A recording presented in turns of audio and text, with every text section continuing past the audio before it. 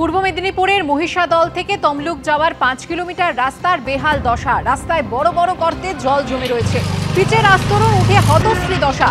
অমৃতবেড়িয়া থেকে দনিপুর পর্যন্ত এই রাস্তা ধরে কম সময়ে মহিষাদল থেকে পৌঁছানো যায় জেলা সদর তমলুকে। গাজীপুর, ভোলসরা, অমৃতবেড়িয়া সহ বিস্তীর্ণ এলাকার বাসিন্দারা এই রাস্তা দিয়ে যাতায়াত করে। রক্ষণাবেক্ষণের অভাবে বেহাল রাস্তায় মাঝে মধ্যেই টোটো উল্টে দুর্ঘটনা ঘটে। স্থানীয়দের দাবি, মহিষাদলের তৃণমূল বিধায়ক তিলক চক্রবর্তী দুবার রাস্তা মেরামতি হবে বলে শিলান্যাস করলেও কাজই শুরু হয়নি।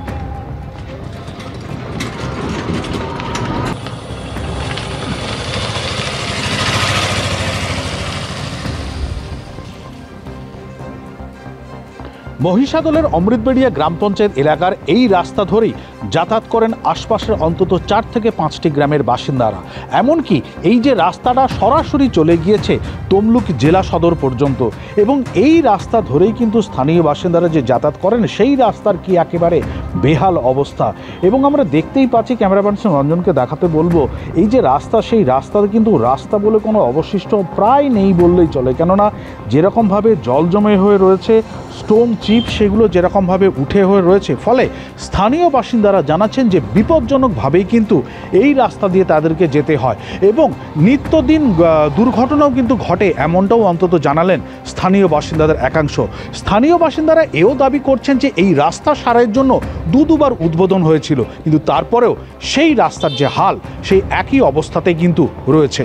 স্থানীয় বাসিন্দারা এখন চাইছেন যত দ্রুত সম্ভব এই রাস্তা সারাইয়ের ব্যবস্থা করুক সরকার। কবে এই রাস্তা সারাই করা যা হয় সেটাই কিন্তু এখন দেখার বিষয়।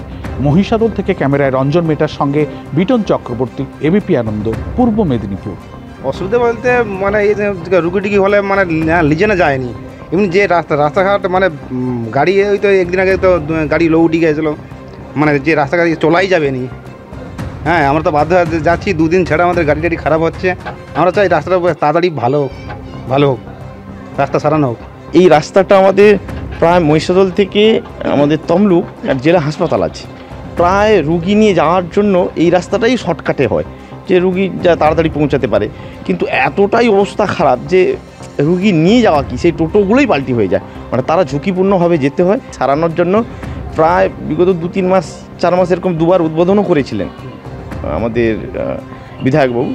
তো তাতে একবার লক গেট, অমৃতবেড়িয়া লক গেটে একবার উদ্বোধন হয়, একবার গাজীপুর লক গেটে উদ্বোধন হয়। এই রাস্তা সারানোর জন্য 2বার উদ্বোধন হয়েছে, কিন্তু তারপরেও কাজ হয়নি। কেন হয়নি, কিসের জন্য হয়নি, সেটা আমরা ঠিক জানি না এখনও।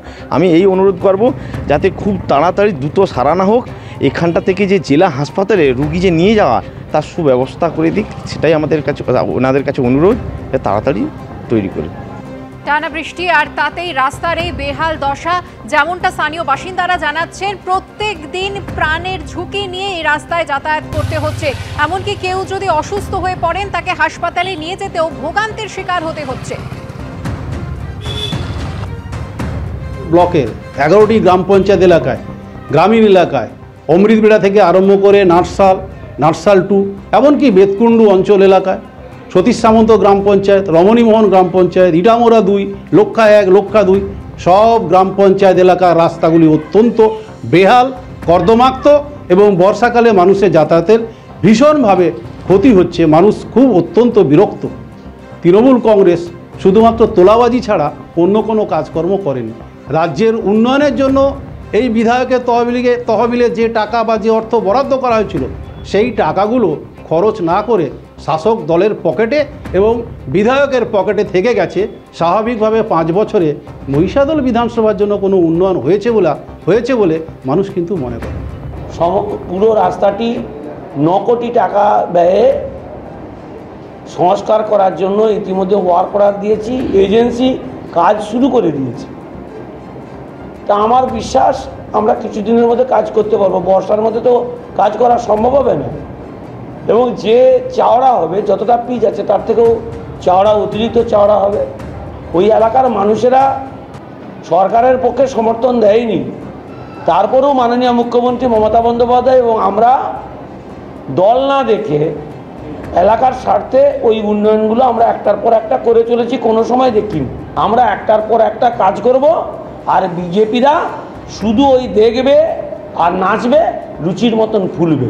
আমরা মনে করি আমরা যা কাজ করছি মানুষের, সমস্ত মানুষের মমতা বন্দ্যোপাধ্যায়ের পাশে থাকা উচিত, সরকারের পাশে থাকা উচিত।